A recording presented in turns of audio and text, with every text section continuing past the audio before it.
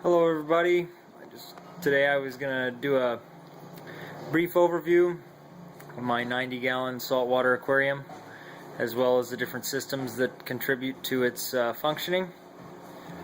So this is obviously my display tank. It's a 90-gallon glass aquarium, reef ready, which I highly suggest. With the overflow, it can't be stated enough how convenient and what an insurance policy they can be as far as tank function. So in my tank, this tank's been up and running for a few years now, but there's been no fish in it. I bought it from a lady about 3 or 4 months ago, and since then I've been getting the tank established and then adding fish as we go along. So just to give a brief overview of the livestock, you'll notice right away the rose bubble-tipped anemone. I also have another bubble-tipped anemone, but he likes to hide. He's in a spot that's hard to get a camera to. Otherwise, there's 2 true Perlicula clownfish, Red Sea sailfin tang. You can see there's a hippo tang next to the pseudochromis, or the purple dotty back. There's 1 lyre-tail anthias. We plan on getting more of the female lyre-tail anthiases. The coral beauty just popped out there. There's 3 firefish, which are really fun to watch. There's a Lynchia starfish, a blue Lynchia starfish right there in the rocks. He likes to move around quite a bit, but he's not out today. In the tang. There's also 2 flame scallops in the tank, but as anyone that owns flame scallops knows, they tend to hide, but they're healthy. We've had them for 3 or 4 months now, and they've been doing well.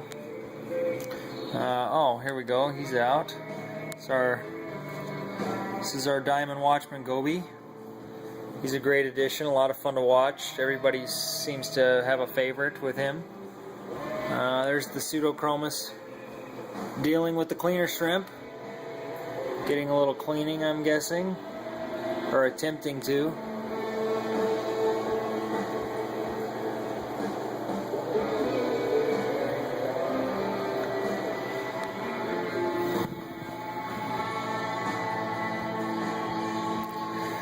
Yeah, so now for the filtering.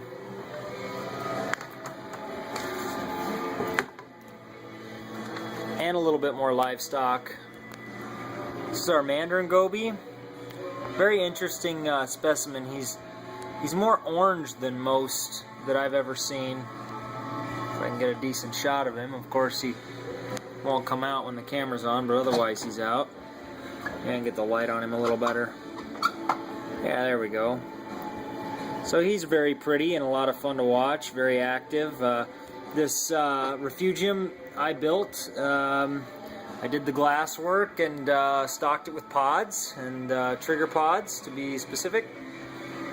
And so far it's worked pretty well. It's a little tight in here, but it all seems to work out.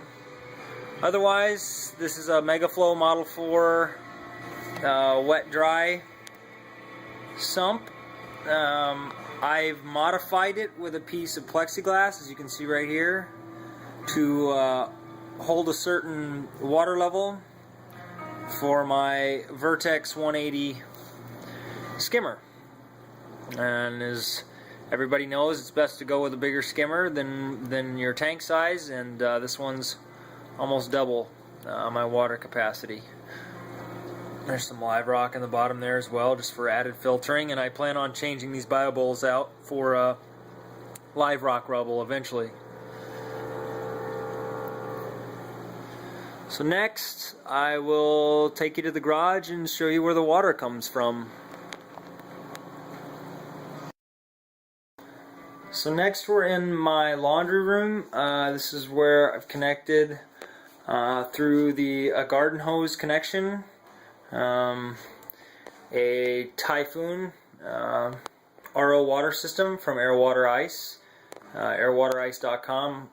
If you're looking for a water system, I highly suggest them. I have a few friends that have them as well, and we're all very happy with them.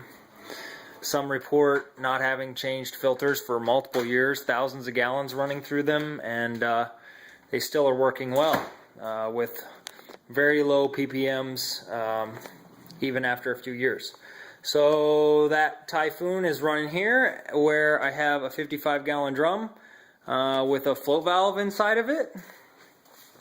I don't know if you can really, you can't really see it in there, it's just too damn dark, but there's a float valve sitting inside of there. I have it set up to hold about roughly 25 to 30 gallons.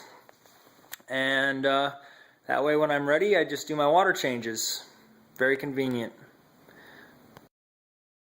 Lastly, I just wanted to show you my ATO, my auto top off. That Simply Lemonade container there is a overflow for the skimmer, so it's unrelated, but I just put a valve on my skimmer there, the drain plug on my skimmer, and then it goes into that Simply Lemonade container when I'm ready, and then I can just dump it. But anyway, so this is where my auto top off comes in, and then I designed it so it came through the wall, and the tank just sits on top of my refrigerator. That way I have easy access to it. Next to the auto top off is my hospital tank. Whoops, excuse me. It's a little bit of macroalgae in it. I don't use this tank very often, but just kind of cycling it and getting it ready if I do need it for a sick fish or a new coral or whatever the case may be. Also, guys, I plan on doing coral, I should say, in the near future, or more coral. I have some large polyp coral in the tank right now. Just more of testing to make sure that the water quality is good enough, and just to make sure that I can keep it alive. And so far it's really flourished. I haven't had it long enough to see any growth rate, but it seems to be doing well. So any suggestions, comments, critiques, criticism, affirmation, anything I would take at this point. All the help the better. I am having a slight algae issue, but again, I think that's a little bit of new tank syndrome and just adding bioload.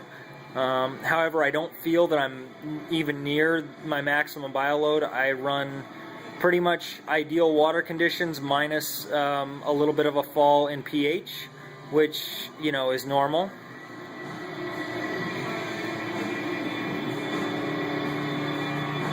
After the lights kick off. But you know, I do run my refugium on opposite timers and you know, day-night timer, so I try to help with that fall a little bit, but still it seems that my pH falls anywhere to 8 to 7.8 and then recovers throughout the day once the metal halides are on. My light is the older generation Coral Life metal halide and compact fluorescent. It's got 200 watts, or I should say technically 192 watts of compact fluorescent, and then 300 watts, 150 watts a piece of metal halide. So again, I hope everybody enjoyed the video, and I look forward to posting more. Again, any comments or concerns, please comment. Thank you.